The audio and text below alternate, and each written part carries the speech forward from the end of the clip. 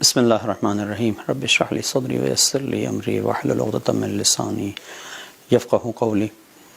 آپ نے سورہ اعلیٰ کی تلاوت دل نشین انداز میں سنی۔ سورہ اعلیٰ وہ سورہ ہے کہ جس میں پروردگار انسان کی کامیابی کی حقیقت کو بیان کر رہا ہے، بالکل اسی انداز میں جس طرح سورہ شمس میں پروردگار نے اس حقیقت کو بیان کیا تھا کہ جو تزکیہ کرنے والے افراد ہیں وہ کامیاب ہیں۔ یہاں پر سبح اسم ربک الاعلی الذی خلق فسوی اس طرح سے آغاز ہوتا ہے سورہ کا۔ یہاں پر سبح اسم جو پروردگار نے اسم کا تذکرہ کیا ہے کہ پاک و پاکیزہ ہے، سبح اسم ربک الاعلی الذی،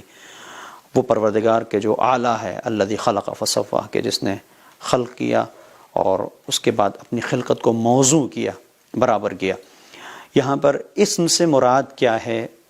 مفسرین نے گفتگو کی ہے۔ اسم سے مراد پروردگار کی ذات ہے، اور پروردگار نے اس بات کی طرف یہاں پر توجہ دی ہے کہ پروردگار کا نام بتوں کے ساتھ نہ لیا جائے، اور یہ اسم بامسمہ ہے رب کے اعتبار سے کہ وہ خالق ہے، وہی رب ہے، اسی نے اس کائنات کو خلق کیا ہے۔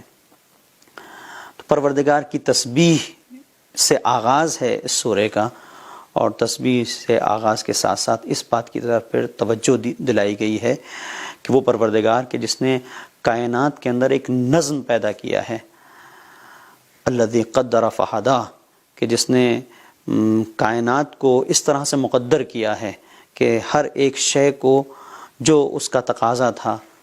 جو اس کی ضرورت کے اعتبار سے ہونا چاہیے تھا، اس طرح سے مقدر کیا، اور اس کے بعد اس کی ہدایت کی۔ یہاں پر علماء نے بیان کیا ہے کہ ہدایت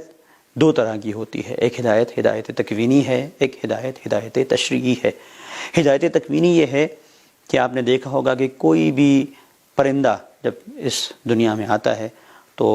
اس پرندے کی ماں، چاہے وہ کبوتر ہو، چاہے وہ چڑیا ہو، چاہے مرغی ہو، یہ اپنے بچوں کو اڑنا نہیں سکھاتی یا دانہ چگنا نہیں سکھاتی، بلکہ وہ خود دانہ بھی چگتے ہیں اور خود اڑتے بھی ہیں۔ جتنے بھی پرندے ہیں یہ جو پرواز، جو اڑنا سیکھتے ہیں، خاص طور پر کوئی ماں ان کی تربیت نہیں کرتی، ان کی وجود کے اندر پروردگار نے ہدایت رکھی ہے۔ ایک بچہ جو شیر مادر کی طرف آگے بڑھتا ہے تو کوئی اسے سمجھاتا نہیں ہے کہ یہ شیر مادر ہے، اسے پیو گے تو تمہارے وجود کے اندر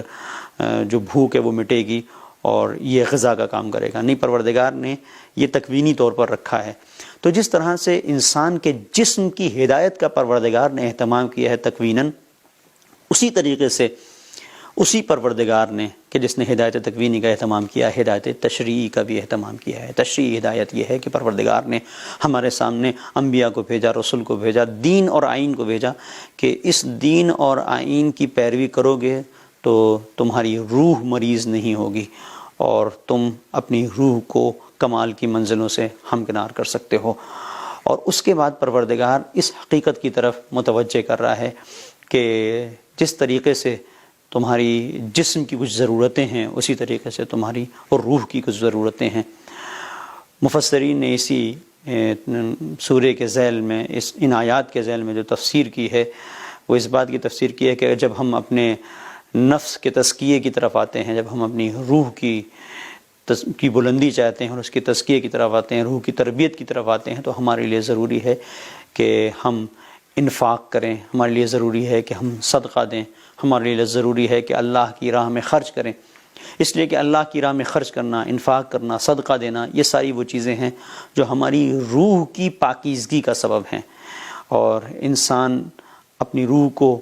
ایک زندان سے نکال سکتا ہے، ایک قید سے نکال سکتا ہے کہ در حقیقت اس دنیا میں یہ مال، یہ ثروت، یہ پیسہ، یہ ساری وہ چیزیں، یہ خواہشیں، یہ زنجیریں ہیں جو انسان کو جکڑے ہوئے ہیں۔ تو انسان اگر ان زنجیروں کو توڑے گا، جہاں پہ شیطان کہہ رہا ہے کہ تمہیں آگے بڑھ کر اللہ کی راہ میں کچھ نہیں دینا ہے، ایک زنجیر ہے، اور شیطان ہمیں یہ بتاتا ہے کہ اگر تم دو گے تو کم ہو جائے گا، تو وہیں پر خدا یہ کہتا ہے کہ نہیں، تم اگر اللہ کی راہ میں دو گے تو اللہ تمہیں اضافہ کر کے دے گا۔ تو اس خواہش کی زنجیر کو اگر ہم توڑ دیں گے تو ایک منزل تربیت روح ہے جس میں ہم قدم رکھ سکیں گے۔ اسی لیے خاص طور پر روایتوں میں صدقے کو، انفاق کو، اللہ کی راہ میں خرچ کرنے کو، اللہ کی راہ میں مال کو صرف کرنے کو ایک تربیت کے عنوان سے پیش کیا گیا ہے کہ یہ خدا کی راہ میں